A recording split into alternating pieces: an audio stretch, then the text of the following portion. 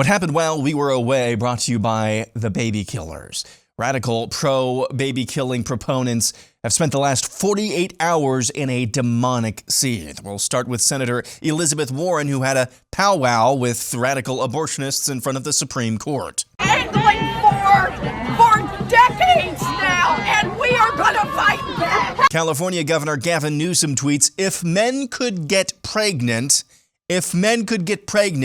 this wouldn't even be a conversation. The decision isn't about strengthening families, blah, blah, blah. Kamala Harris added this. How dare they? How dare they tell a woman what she can do and cannot do with her own body? Blue checkmark Amanda Duarte. I almost want to get pregnant with Trump's baby and let it go to full term just so I can rip it halfway out and cut its bleeping head off. The Young Turks. I don't care about your goddamn religion. I'm so tired of having nonstop conversations about what the Bible says. Vice Motherboard tweeted on September 8th of last year, Joe Rogan has recovered from COVID-19 and used his first show back to spread misinformation about the horse deworming drug he took. Motherboard tweeted on Tuesday, misoprostol is relatively easy to acquire from veterinary sources, since in addition to medically inducing abortions, it's also used to treat ulcers in horses. That tweet was referencing an article at Vice on how to perform do-it-yourself abortions. TikTok.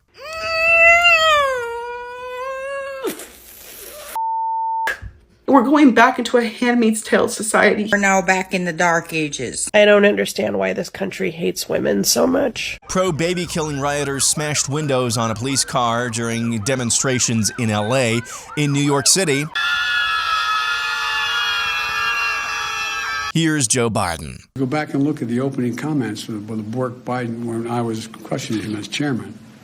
I said, I believe I have the rights that I have, not because the government gave them to me, which you believe, but because I'm just a child of God. I exist. What happens if you have a state changes the law saying that children who are LGBTQ can't be in classrooms with other children? Is that legit under the way that the decision is written? What are the next things that are going to be attacked? Because this MAGA crowd is really the most extreme political organization that's existed in American history. Speaking of Biden, here he is during a ceremony for Paralympic athletes. Here we go.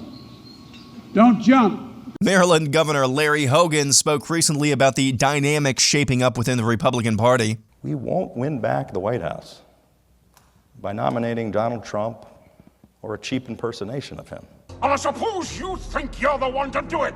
Moving on, the newest batch of Pfizer documents regarding their COVID jabs' safety and efficacy, or lack thereof, has been dumped by the Informed Consent Action Network. Naomi Wolf joined Steve Bannon on his show to discuss some of the newest findings. Basically, this report written by a female physician analyzing the documents shows that pregnant women were excluded from the trials before they concluded it was safe and effective.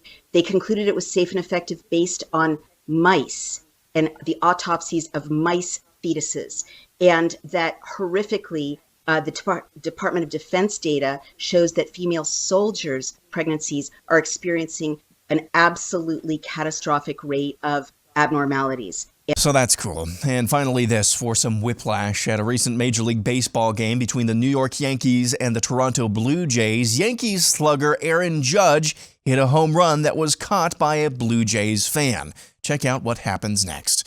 For those of you listening, the Blue Jays fan who caught the home run ball immediately turns to his right and hands the ball to an absolutely elated young Yankees fan who then gives him a hug. That's a cool moment, and that's what happened while we were away.